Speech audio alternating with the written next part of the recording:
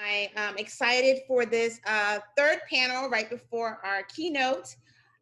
So one of the things we wanted to talk about was business innovation and best practices. And we talked a little bit about that in the first panel, where our clients, our panelists um, share their stories in terms of how their businesses were impacted by COVID and how they had to pivot their marketing strategy. And so the reason why this part of the conversation is very important is because when people think about marketing, they only think about one portion of the marketing mix. And so I'm going to put my professor hat on. But so when you think about marketing, marketing is made up of multiple components. So you have your product, you have your pricing, you have your distribution or your place, you have your people who help to facilitate that, and then you have promotion. But oftentimes when people think about marketing, they only think about it through the lens of promotion, and they don't really think about the role that all the different components of the marketing mix helps to present a viable product or service into the market and make people actually want to buy it. And so in COVID, one of the reasons why things have shifted for businesses is because a lot of them, their needs have changed. And so the product, the price, the placement, that mix was disrupted by the pandemic. And so a lot of businesses had to rethink, how do we offer or reposition our product? Do we need to change our pricing? Where are we selling that product? So when we think about, a lot of people are going online or needing to go online or using social media, now the placement of their product or service has changed. In addition to now, how do we think about promoting it? And so this conversation, the last conversation was more about, different tactics you can think about as it relates to promotion. But this part of the conversation is really looking at your full marketing mix and what are those things that you need to consider in order for you to continue to innovate in this space. And so I'm super excited to have this panel and have our panelists. So on our panel, we have Brandon Andrews, who is a co-founder of Gauge, an AI-driven mobile market research platform. He also runs the nationwide casting tour for ABC's Shark Tank and has run engagement campaigns for film and TV products. We have Vernon Lee, who is a managing member of the Marathon Fund, an early stage growth equity fund focused on tech-enabled companies, founded or led by underrepresented entrepreneurs. He's also a former U.S. Air Force officer. We have the illustrious Kendra McNair. She is the Vice President of Women and Minority-Owned Business Segment for M&T Bank. And she is a managing member. Wrong one. She is passionate and purpose-driven and inclusive change agent in bringing equitable gaps for resources, networks, and advocacy. She is an experienced banker of over 23 years of experience in retail, government banking, and business banking. We have Brent Simpson, who is the founder, and I'm skipping over Ade because I got to get the pronunciation of his name right because I'm very sensitive about how people say my name. So let me get the pronunciation up. So we have Brent Simpson, who is the founder of Bold Vision Enterprise, an international business consulting firm focused on growth strategies for entrepreneurs. Brent uses his keen eye for corporate innovation and strategic positioning to help early entrepreneurs scale. And then last but not least, we have Ade Leke Omitu Woju. And I probably didn't do it any justice. I just call him Ade, but he is focused. Ade works. You say it works? That's fine. Thank you. No problem. I tried. Core focus is on the development of scalable models that deliver support services to idea stage and early stage entrepreneurs of color that de-risk the startup, increase the survival rate, and ensure capital readiness. So I'm really excited about this panel, which is really going to talk about, innovation and thinking about best practices and trends that they've seen in the last 6 months, as businesses look to reimagine themselves. So before we jump into the question, we did ask our survey participants, which one of these things you need more of in order to make your marketing efforts more successful. 37.5% said money. So clearly that's wrong on the screen, but said money. 25% said time, 25 said skills, and 8.83% said I have everything, and 4.2% says knowledge. And so knowing that a lot of people claim that they need more money to make their marketing more successful, I'll be curious to see what this panel's thoughts are and how to think about marketing in a more holistic manner. And so the question is, what are some best practices for creating a resilient business, especially in the age of COVID? And so we will start with Ade. Wow. Thank you so much. I mean, first and foremost, it's an honor to be here. It's an amazing panel, really timely conversation, and want to commend you, Maria, and your team for organizing this. As we all have seen, not just in the news, but in our own communities, COVID has ravaged both businesses and communities across the spectrum, especially as it relates to Black and Brown communities. We know in terms of social determinants of health, to runway that Black companies lack in terms of cash and availability. I know there's a conversation around PPE, lack of venture capital. So I know that there's a lot of conversations around the survival of Black businesses, and unfortunately, we're seeing not just from our own internal data, but just broadly speaking, half of Black businesses are at risk.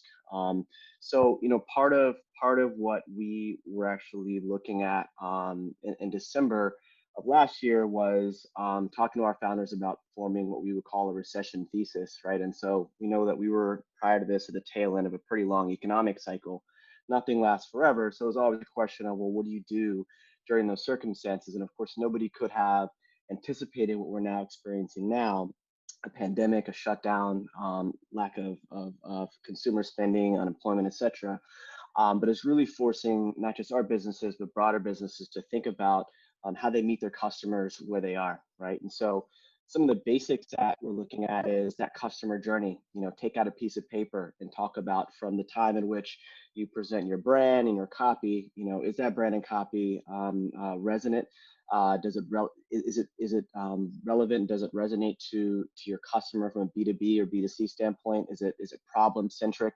Is it presenting an element of being essential, right? So I know Brandon with Gage, like, they have a lot around that element, right? So how are you actually meeting your customer where they are? And then secondly, where are you making your effort to acquire new customers, and how can you do that in a scalable way? So back in the day, 10 years ago, we talked about digital transformation, but now that's actually happening, right? Where we're seeing people who threw large concerts, now they are shifting to drive-up movie theaters.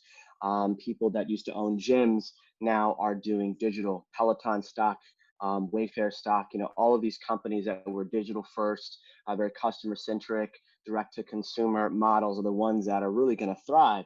So really the question is, what do businesses do to reposition themselves, not just in terms of how they connect with their customers, but all the way down to how you present your value proposition. So to give an example, one of our entrepreneurs, Ivy's Tea Company, a hip hop inspired holistic tea company, prior to COVID, it was a really kind of whimsical, playful approach when it came to blending hip hop and a hip hop culture with tea. Now she's talking about health and wellness, and of course she's been able to realize significant upside as it relates to the supporting Black business initiative. So a lot of her business is being driven online. Practically, if you're a direct to consumer, you can run your business through something like an Instagram, etc.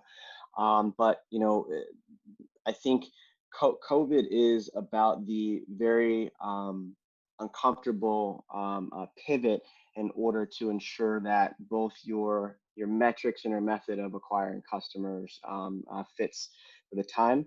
And then as we do come out of this cycle, being conservative with your capital and being thoughtful around how you treat your customers, you'll be in a better position. All right, great, thank you. So we're gonna go over to Brent, and so Brent, so the question is, what are some of the best practices that businesses should think about as they're, preparing for the new normal? You really want to look at your customers, right? And it's a simple thing that I think everybody should do who has clients. Figure out what makes your clients the most money and help them acquire it. And it's practical, it seems easy to do, but it's not. And it's also oftentimes overlooked. We look at all of our clients as if everybody's exactly the same.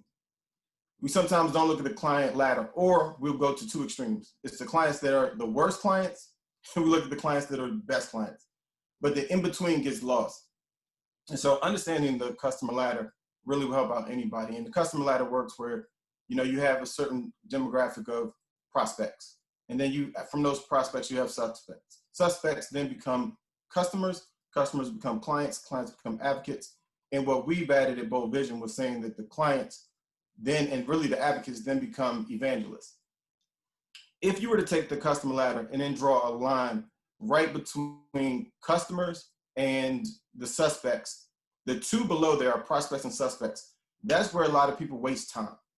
And we help our clients realize that if you spend a lot of your business day doing below the line activities, which is, really going after just prospects and suspects, you're missing that A tier of clients that not only you probably can be doing more services for, but you can also help them make more money, which can drive up the rates at which they pay you or increase the consumption of your goods for them.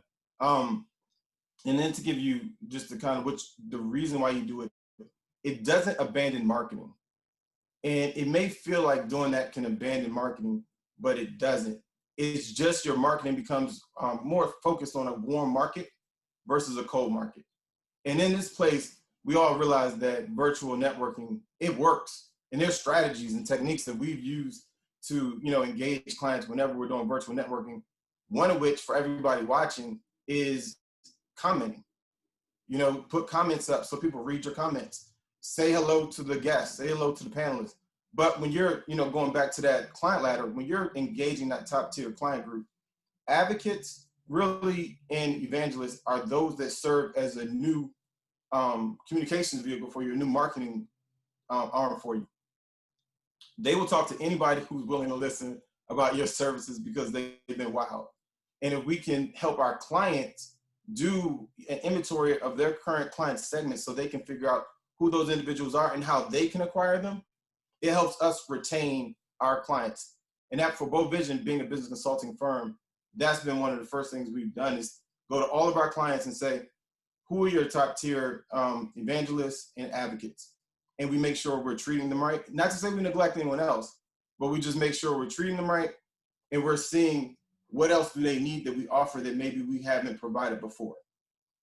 That we found has been absolutely pivotal in keeping our clients afloat. We lost one client during COVID-19, and we probably have acquired, we've grown our market share about 35%, roughly.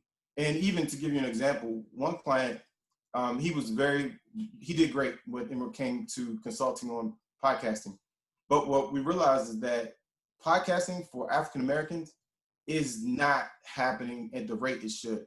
We're talking about an industry that has 88 million listeners in podcasts, and it's estimated to be somewhere around 160 million active listeners for podcasts by the year 2023. So you take that and it's talking about a 20 million new listenership growth every year after that. Black podcasters aren't getting representation. And so we help this client create Black Podcasters Power Network. And inside of Black Podcasters Power Network, it's just a community that says, you know what, if there's a Black podcaster out there and they're trying to plan, and then launch, if they're trying to do several other things, this is how you do it.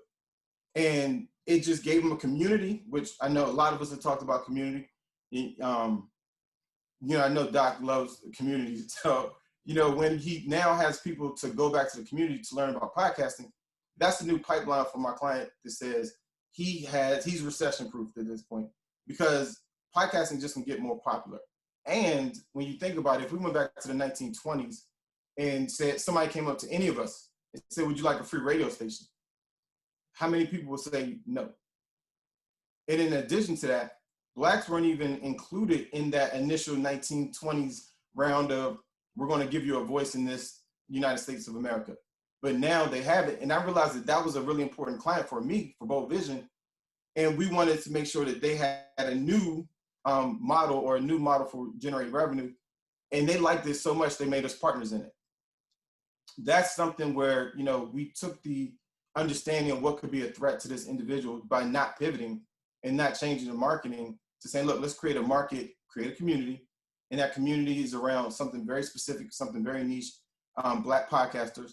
And then we created Black Podcasters Power Network. And now all of a sudden we have a waiting list for people to join because we pivoted with our existing client base of individual who's now our business partner as a result. So it just goes to show, if you go into your clients and you do what's necessary to help them make money, help them survive, by default, they're not going to leave you. They become tethered to you. And so marketing for us, especially looking at the grand scheme of what everything is that we do and how do we not fall victim to the COVID-19 pandemic, is make sure everyone in our ecosystem is making money. All right, great. Thanks, Brent. So next we have Lakendra. So the question is, what are some best practices for creating a resilient business? Well, first I have to say that I think I'm the only woman outside of you on this panel. So I don't know if that was intentional or not, Brent, Ade, and some of the others. So I'm going to take the advantage of being the only woman and to be creative and acknowledge you, Marie. Thank you for the platform. But I wanted to acknowledge you because, gentlemen, just in case you guys did not know, October is National Women Small Business Month. So I'm going to give you a virtual high five, Marie, for you and your business. You see what happens when you're the only woman on the panel? That's what happens. You have to take over the show. It's elevated.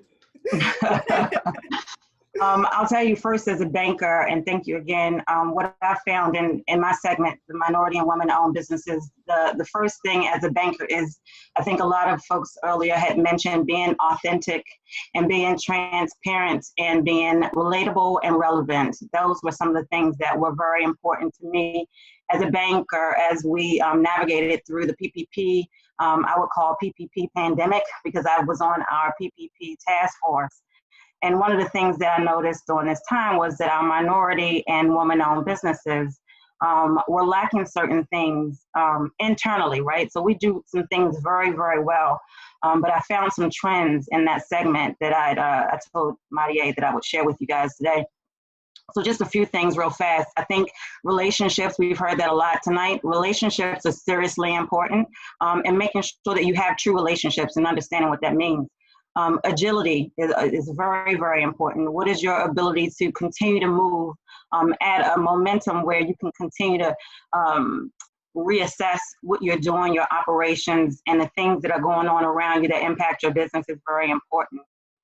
Some other folks earlier today mentioned, being vulnerable, sharing your true self. I think that was Doc earlier that was talking about keeping it real, right? I tell a lot of folks as bankers, don't talk to me as if your business is doing an amazing job, but you really need some help. Let's be real, let's be transparent so that I can be there to help you. Because outside of that, I don't know where I can lend a hand to make you to help you to be successful and scale your business. And then thinking outside of the box, I think the biggest thing that I've learned during the pandemic with businesses is that a lot of business owners, truthfully and with good credit, are working their businesses or working in their businesses. And sometimes they're also working in their expertise, but they are not really looking at their industry in two different ways. How does your business fare and benchmark based off of the industry standards? So right now as a banker, I take a look at my business, but particularly during this time with COVID, I'm looking at the industry and how do you fare in comparison to the industry. So making sure that you look at your business from a holistic perspective and understand what your industry is doing. And then we can bring some risk mitigation and talk about how to highlight what you're doing in your local market. I think that's a really big piece too. Two things I was saying pre-COVID, and I think a lot of people are looking at now, is there's two major, I would say, pillars that are impacting your businesses that have different components. And this is really, really, really important. There's external things that you really can't control. In any business, whether it's marketing, government contracting, creative space, or professional services, I think everyone has noticed on COVID that your government, your local government will always have an impact on your local business, right? Economic development, how strong the economy or the local economy is, will also play a role on how, COVID and some of these other factors are impacting your business. Community, what type of community services, how strong are our nonprofits that are lending hands to some of these small businesses? How strong are some of these technical assistance programs that are being some of the staples for some of these small businesses? And when I say small, let me make sure I reiterate, that's up to $50 million in revenue. So everybody talks about small, sometimes they think of micro and macro businesses. This is, the small business community is very vibrant at different scales. So you want to make sure that you are tapped into some of these things and understand your local community and what support systems are there. Your nonprofits are very crucial at this time. This was the first time, if you noticed on COVID, that nonprofits were eligible for SBA PPP and their EIDL loans. So that's how important that nonprofits in our community are during this time. The other thing is the livelihood of small businesses. So if we all figured out, I think, Brent, I don't know if I've seen you at a restaurant, but I think, all of us have recognized the pain when you got to sit in the house and your local business or your local small businesses are shut down because of COVID. The culture of our business community and the things that we took advantage of before, being able to go out, being able to, have that mental and work-life balance, those things impact those. So that's kind of the first pillar. Those are the things that you usually don't have control over, but you should always be, cognizant of in operating your business. Internally, the things that we say that we have control over, this is where I think businesses really need to pay attention and take a deeper dive right now. And I've heard a lot of these things that you guys talked about today that are relevant in some of these areas. The first one is operations. When you were talking about operations within your business, one of the key things that a lot of folks were missing was their infrastructure. How are you structured? I think with PPP, a lot of people I heard someone say they had W-2 employees, great. But then a lot of people had 1099 contractors. So it eliminated what you could get through PPP. So making sure that your structure is right? That was some things that was an aha moment for a lot of people that were looking to apply for PPP for payroll. So looking at your operations, the other piece of that would be risk. I think if nothing else, more than anything else, it's really important right now. And I think in the banking arena, everyone is familiar with what we call the 6 C's of credit. Well, guess what? The whole industry has added a 7th C, and the 7th C is COVID. So anytime I enter a loan, and I'm still lending, right? I'm still lending at all levels. But anytime I enter a loan, I have to ask your business, how has COVID impacted your business? And how do you plan to mitigate any type of risk or foreseen risks that are coming up in your industry as a whole, not just locally, to mitigate those risks that come with the COVID impact. And when we found that, a lot of businesses, I think it was Janae that mentioned it earlier, they do not have business continuity plans. That was everybody. When the office shut down, when things, your brick and mortar had to, change, or your environment had to change, having something in place to say, how do I pivot in case of emergency that's without, that is impacting the business, that's outside of my control. So natural disasters, this would be considered a natural disaster. A lot of the businesses did not have business continuity plans. So what you're finding is SBA and some of the lenders are asking, for your business continuity plan. What are you going to do if COVID lasts for another 6 to 12 months? What is your planning to do for the next 12 to 24 months? So really making sure that we have some risk and mitigation in that plan. You guys touched on customer service a whole bunch today. Won't even touch on that one. That's a big one that you need to talk about with connecting with your clients. And then I think what you guys have talked about from a sales perspective is important too. I'll tell you, when you talk about marketing, you're telling a story. And this is where Maria and I always connect. You're talking about telling a story. Outside of the 7 C's of credit, the other thing that really helps get the loan pushed to the side, if you have a good bank and a good banker that has a small business culture, is making sure that I can tell your story. But I need to tell your story from a financial perspective. So everybody should have a business plan or a story, and it should always be either I'm pitching to an investor or I'm pitching to a bank. So I have to be able to tell your story in my language to the underwriter and educating, businesses on how underwriters are thinking, so that way I will be able to mitigate any unforeseen questions or some of those gray areas in that space. And then the last thing I would say is just really, I think some folks touched on succession planning, within your business, making sure that you pay attention to those things. And then more importantly, what is your culture? I think a lot of businesses right now, when you're struggling on the same digital space to be in a competitive market, is what makes you different from everyone else. And I tell folks, one of the things, if I were you in marketing, that I do not see often, is now is a time where we really need to talk about our businesses being economic first responders, right? How many employees do you have, Brent? How many employees do you have, Ade? And with those employees, you're impacting the local economy because you have employed 5 people. You got to be able to tell that story. Everybody is looking to see what your economic impact is right now. And that's going to be crucial, because if you have impact on the economy, I think like the gentleman from the Signs, forgive me with his name, but then you're going to stay in business and sustain. So those are some of the things that I think, Maria, that you and I have always talked about, and I would always think that are very important, particularly in the next 12 to 24 months as we go through the journey of COVID.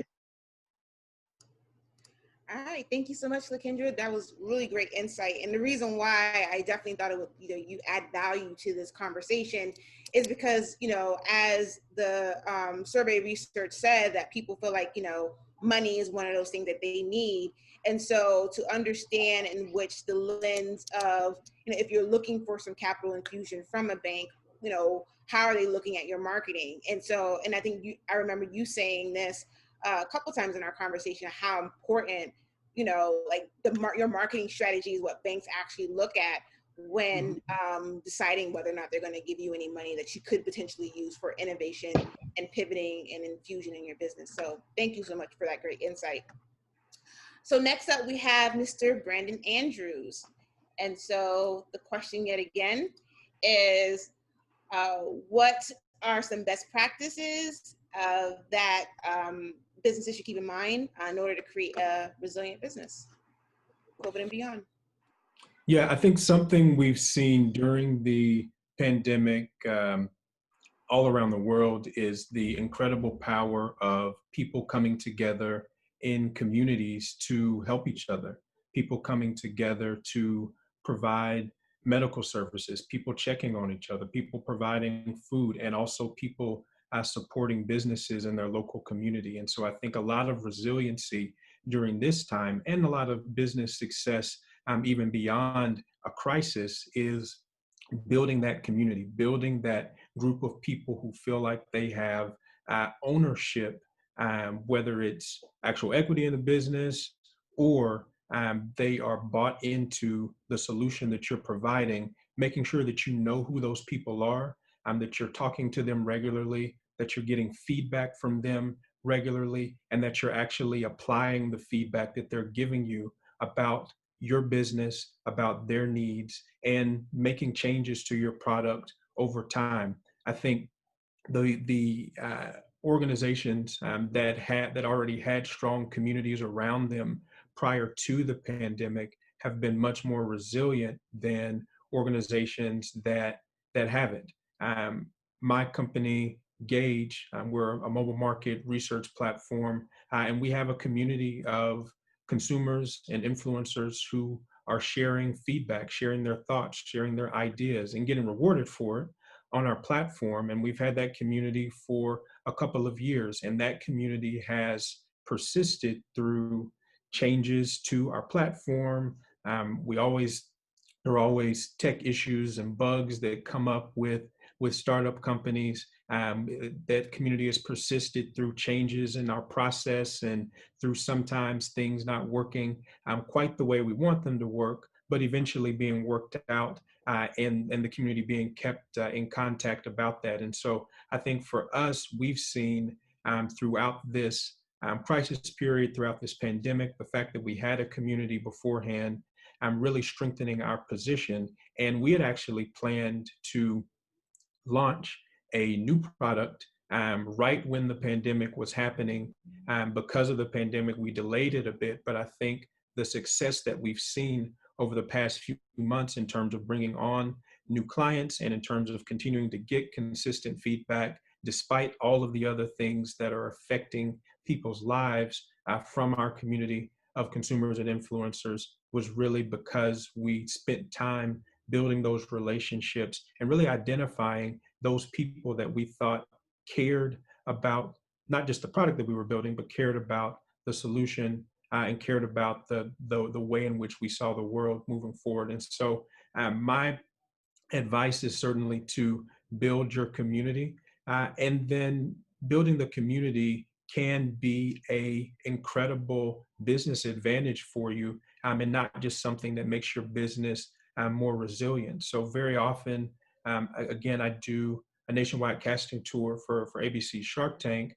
Very often entrepreneurs will come and they'll ask me, hey, how do I communicate to the sharks? How do I communicate to a potential investor? How do I communicate to people with resources that I've got traction in this business? And one of those ways is showing, hey, I've built a community around this product. Even if you are pre-product and you have a community that you've built around whatever problem it is you're solving, a community that you've built around whatever issue it is that you're making better in their lives, that's a way to show traction for your business. And it's something that I often suggest for entrepreneurs who are pitching to potentially be on the show. The other part of building community, and I think this is connected, Maria, to the survey question, is actually allowing people to have some ownership in the business. The amount of retail investors who opened up new brokerage accounts during the first couple quarters of this year was triple what it normally is. And all of the crowdfunding platforms have seen incredible growth in the amount of investors, retail investors, everyday people, non-accredited investors that are investing on those platforms. And so if you're looking for funding, you can potentially leverage that community that you've built around the product, around your business, those people that already feel like they are owners, and actually give them some equity in the business in exchange for their dollars as a way to raise funding that you need for your marketing, for your sales, or for sustainability otherwise for your business.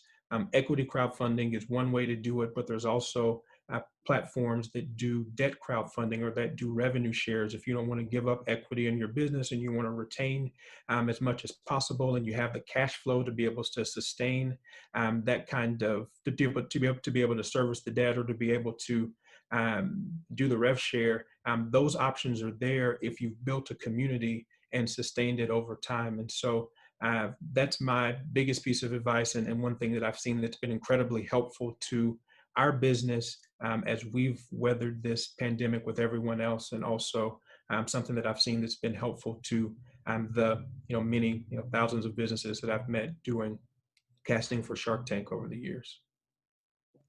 All right, great. Thank you so much. That definitely seems to be a trend in this conversation, and I think that should be one of the big takeaways from this roundtable, is the idea that the new wave and the new trend in marketing is community marketing. Like, how do you create that? How do you build that relationship to create community so that you can then leverage them, and it can help to create resiliency in your business? That's awesome. And so finally, but not least, Mr.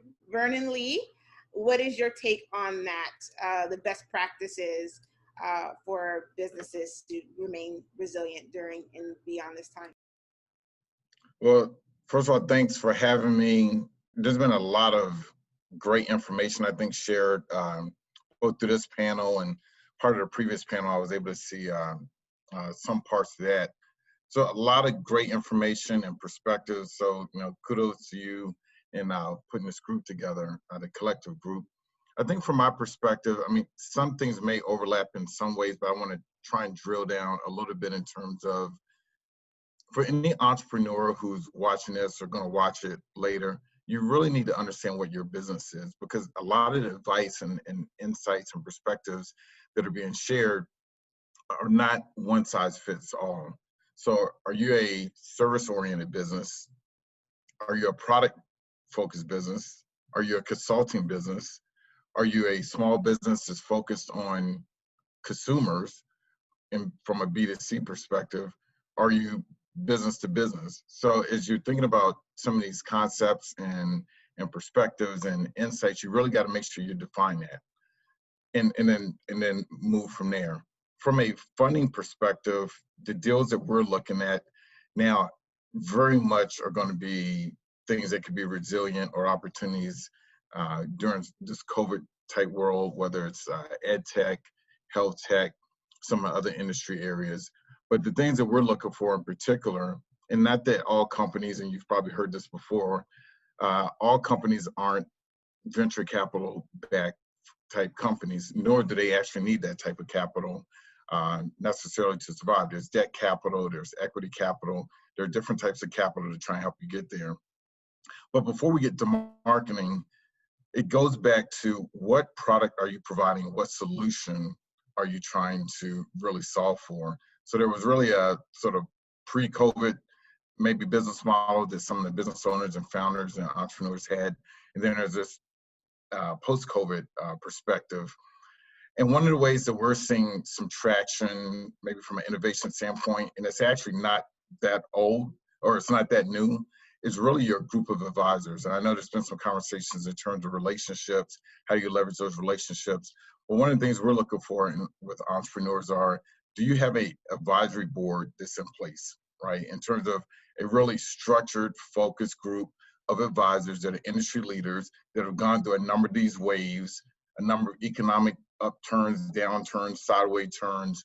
Because from a risk standpoint, if you're able to, and we're all in some ways in the sales business, do you have a group of advisors? And if you don't already have one, I really highly suggest creating a group that really fits around not only in some cases complementing maybe some of your strengths, but really where you have a blind side or maybe an area in which you may be weak in. So in particular, there's a lot of capital I know on the business front. Particularly, we've seen a lot of announcements by a number of companies, not just in the U.S. but globally, are really around Black founders, for example. Like a lot of capital that's been committed. How do you actually get to those individuals? And a lot of this comes down to relationships and networking, as an example. And then there's a lot of commitments around procurement, for example. So, what are you providing in terms of your business? And if you weren't doing it before, is this now an opportunity for you to pivot in some way? Because again, you're thinking through how to balance between keeping the lights on and keeping cash flow in, and pivoting and maybe adjusting part of your business model, and then pushing out maybe 12 to 18 months while you can still keep cash coming in. And again, not without compromising what your core business is. But I really wanted to emphasize this advisory board. Again, it's not a new concept, but being able to go back into your network with this, college friends, fraternity, sorority, business associates. Even now, for anyone who's participating in this, this is a broader networking opportunity, I think, for entrepreneurs to really, really hone in and focus in on that advisory board and really test and continue to retest what your thesis is and business model currently. Yeah, that's a really great point, Brian. And actually, when I did the accelerator program with 1863, which Ade is a venture partner on, that was one of the things that they drilled in. And it wasn't necessarily, I think some businesses feel like, well, I'm too small to have an advisory board. And so what would you say to them, those businesses around, well, that, you know, that seems like it's something big for a large corporation. How do I know when to bring on an advisory board? And then I'll pivot to Ade to talk about how do you go about doing that? First of all, I don't, even if you got an idea, you should have an advisory board. And it doesn't necessarily mean it's a formal advisory board. Typically, you know, typical models for, you know, advisory board members for their time, you want to, you know, if again, depending on your business model, provide some equity, you know, a couple, you know, a fraction of a percentage for their time, just vested over 3 years or so. That's more, a little bit more formal, structured one.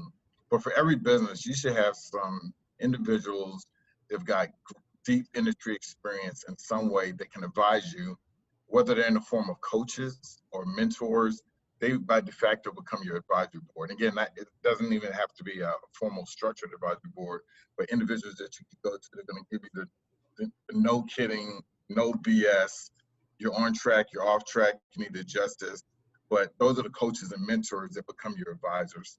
And that may evolve over time. But from day one, you should be thinking about those individuals that you could reach out to. And again, it could evolve over the course of your business. Okay. So Ade, how do you go about building that team? Yeah. So great question. One, in case, you know, you've been kind of thinking about it or researching it, and definitely happy to share money, some tools that we have in terms of evaluating board members, advisory board or board members, to really serve two important functions. Just to contextualize, one, social capital, right? So what you want to bring on people that can open up doors for you, help expand and elevate your network, so that if it's deals or partnerships, etc., it's like that Verizon commercial, you know, where you have 100 people behind you. The other thing is that they're supposed to give you clarity along the kind of entrepreneurial journey as it relates to any domain expertise or any experience that they have that can help you avoid risks, right? So how you go about doing that? You know, one, you want to make sure that you're ready, right? So litmus test is, when you wake up in the morning, do you feel ready to attack the day, or is the day attacking you? And the reason why I'm using that as an analogy is because sometimes we're not ready for the formal process of engaging and bringing on a board member, not for any reason except for the fact that we haven't gone through that thought process. So what you first want to be able to do is contextualize what you're doing, why you're doing it, how you create value, what your vision is, and what you need, most importantly, being clear around those needs. So then you know for what reason you would want to bring on that board member. And part of being, you know, really strong in those different areas is it's really an interview, right? So you want somebody to be as excited, if not more excited, about your idea, so that then they'll know exactly what it's going to take in order for you to be successful.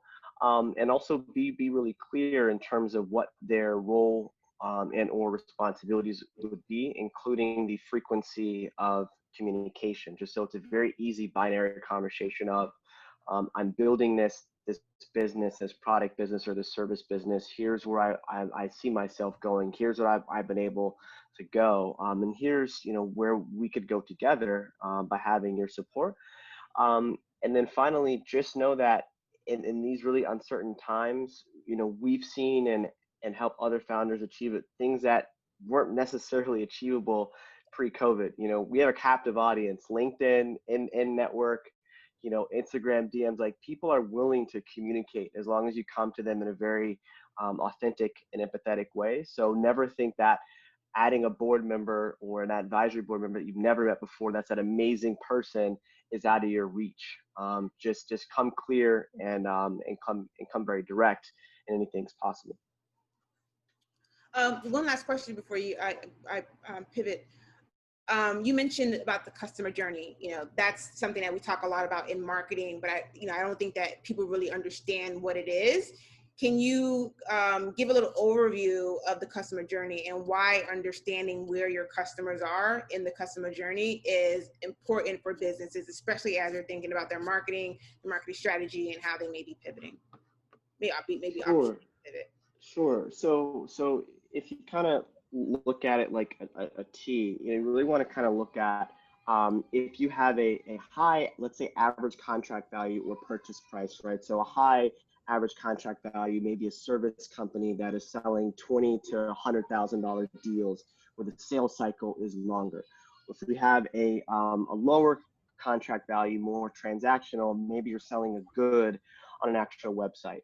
Knowing where you fit in that continuum should determine the methods by which you go about building your acquisition funnel. The reason why you want to think about your acquisition funnel and the customer journey is because there's time and there's capital and there's effort that actually goes into building your pipeline, if you will, right? So Marie, the 100+ clients that you've worked with, you've probably talked to 2,000 to 3,000 people over that period of time, building your network, building those relationships. So not everybody is going to be a customer, but as a service company, you're thinking about, one, for instance, what kinds of content am I putting out there that positions myself as a thought leader in that space if I'm a service company? So what that means is that I'm not expecting somebody to come to my website and swipe a credit card for a deal, but what I do want them to know is that I'm differentiated, I'm authentic, and I have a clear understanding of how to create value for their business. So let's say that piece of content goes on LinkedIn. You get a couple likes, a couple shares, maybe somebody comments, right? And that kind of starts that process for a service company. Another example is if you were to put out a toolkit or something of value that somebody could, without necessarily having to buy from you, give an email in exchange for that toolkit that can help them in their business. That's a great way of building your audience and then be able to follow up with them with future emails, etc. The other thing is if you are let's say if you are a software company, or if you're selling goods online, then your customer journey is very digitally focused, and there's not a lot of human interaction, meaning that your core messaging and your understanding of your customer segments and your personas is absolutely critical, because you have to know what's going on in her or his mind from the moment that they wake up. What's the first thing that they look at in terms of news? Where do they get the information? Who do they talk to? So you can meet them where they are. So for either side, the customer journey starts off with segmenting who that person is, who are the decision makers, what are the problems that they're experiencing, so that then your value proposition meets them in a very distinct and short and concise way, so that then you have resonance, so that all the way down to purchase, you are reducing friction from start piece of content or at a webinar or at an Instagram ad all the way down to purchase. Marie, yeah. I'm so sorry. Can I just expand on that thought for one second? And it was on my list of things, but I wanted to make sure I stayed in my time frame earlier. If I could sum everything up in one bullet, and I think Vernon, you touched on it, is the clients, the biggest aha that I've learned in all of my businesses, regardless of the industry and segment, is, to your point, when you say community, we have to learn that there's two separate things. We have your group of trusted advisors, and then you have very intentional networks, right? And what we found was a lot of businesses were networking, and their advisors were people that they loved, they liked, that made them feel good, or that were in their network, or they thought that could bring revenue to their business. But it was not strategic enough. And then PPP hit, and then they were scrambling for a lot of great information. I used to always tell somebody, I think, Brandire, you're shaking your head, people never listened to me before, right? They said, Kendra, can you get me a $100,000 contract? If I said no, then they skipped to whoever they thought they could. But doing PPP, I said, see, now I got some information that can get you $100,000, and another grant can get you 50. But you did not connect with me at that time. So when we think about the trusted advisors, I put this in there: have a good CPA, not a tax preparer, have a good attorney, have a good insurance agent to protect what's important to you as a business owner, have a few mentors, and have a few sponsors and a good banker. As long as you have a good core group of advisors, just really advisors that are professionals that have, think of it like a web. As a banker, I'll have 10,000 different tentacles, so I could touch 10,000 different things. So I always have different segments of information for you. So Brandire, we do this a lot. It's share information, share networks. You want core advisors that can really support you at times when you're at your worst, right? And then have a difference with your network that has your, folks in your industry or someone that can have social capital and things like that. But you want to have advisors and you want to have a very intentional network. But you can have it all day long. But what people have realized on PPP, it's about reciprocity. So, I can't be on this panel today and not invite Brandire on a panel. It doesn't work that way. I don't stay visible and I don't stay relevant. You can't have a banker and think that it's supposed to be just about the bank, but then think that I'm going to give you a product, but then you want a service or connection, and then I have to give, you have to give. So reciprocity in your trusted advisors, reciprocity in your network. And then also with the trusted advisors, you need to bring certain people to the table at the same time. A lot of these businesses, and like a CPA and attorney, they are very transactional and they have 10,000, clients. So Brandire or Vernon's strategic goals are not on my mind. The deliverable is in my mind. So if you don't have everybody at the table together and you steering that ship, Brandire, and saying, hey, this is my business and this is my strategic goal for the next 2 to 3 years, then you're going to have everybody giving you poor advice in different directions for their transactions and deliverable purpose, but they're not working together for your strategic plan and your vision. So try to do that at least once a quarter. But that was really, if I could sum everything up on the best learning through COVID, that is key. So I just wanted to add that point. Sorry. That was great. Want to go off track. I may have hit on something there because you the way you drove that home, I like it. Wasn't out there by myself.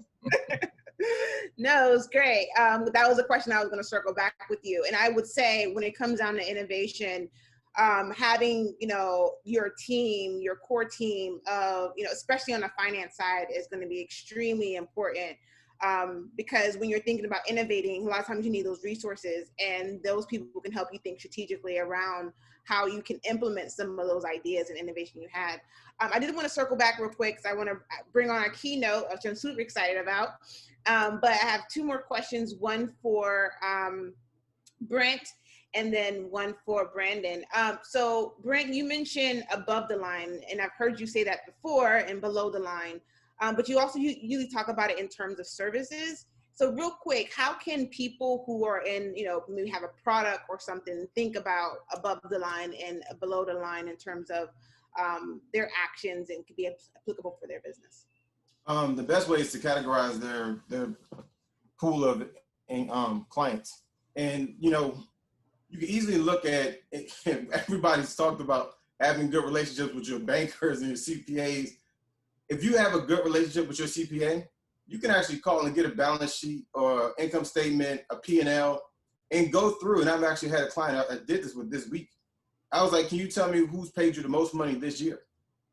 And I just paused and waited, and they couldn't tell me. And so if you can't tell a person that, how do you know where they are on the client ladder? You can assume, yeah, they paid money, so they're definitely a customer, so they're definitely above the line. But where do they land, and how much time do you spend with them? But to answer your question more concisely, when you're walking into any environment, let's say networking, because this is what we're talking about, everybody in the room is a prospect. Everybody there is a prospect. When you start to talk to people here and there, and you get a little, a glimmer of interest, they're now a suspect. When they make their first purchase, they become a client, and that customer, and that's when they go above the line. A customer is a person that will pull up to a corner store, run in to get a Snickers, run out, never know the name of the store, never know the name of the person behind the counter. A client is a person that comes into a business park, walks past every single doctor's office there, does not read the names on the door because they're going to their doctor. They are a client of this doctor. The other ones don't matter. And an advocate is the person that's going to walk into an event And when the conversation comes around that makes sense to bring you up, they're going to talk about you. They're going to mention you. They're going to say, Mighty, oh my gosh, let me tell you what Mighty does. She's the biggest hustler. She knows business. She can network in any situation with just 2 people being there. And Mighty can bring all these panelists together for this event because they love her. And then what happens is that person who's saying that, regardless if someone asks or not, that's your evangelist. Because they don't care if the conversation's even about you. They're going to bring you up because it makes sense. And when you do things like this, you bring people into your evangelistic ecosystem. And so everybody who's listening, you want to, when you get above the line, those are people who have written checks to you. Below the line, those are people who you want to write checks to you. But you got to have your financials in place. You need your relationships. You need marketing. Everything that's happening right now with these panels is necessary for business growth. Great. And so real quick, Brandon, before we bring on our keynote, so this idea of community marketing, what's the one step if someone's looking to, okay, you know what, I need to focus on building a community. What's the first thing I need to do to begin to build my community and build relationships so that I can build resiliency in my business? You need to figure out who are the people that would care about this solution that I'm building or care about the problem that I'm solving without necessarily caring about me. Who are the people that already care about this? That's the community that you want to start pulling from. Yes, there's always going to be friends and family. Yes, there's always going to be people who are connected to you that you can add to the community. But in terms of building a resilient community around a business, around a solution, around a problem that needs to be solved, you need to know who cares about this thing, where do those people exist, how do they like to be communicated with, and that's how you would start building the community. An easy place to start is using hashtags that people that are talking about this problem or talking about solutions to this problem are using, or you can use a free tool like trends.google.com, Google Trends. Look up who's searching for a solution to the problem that I'm solving, who's searching for things that are similar, competitors, etc., to get a sense of who those people are, and use that data to then build your strategy to reach those folks, build the community, communicate with them, and then have them in place so that you can ride the waves in terms of business and life.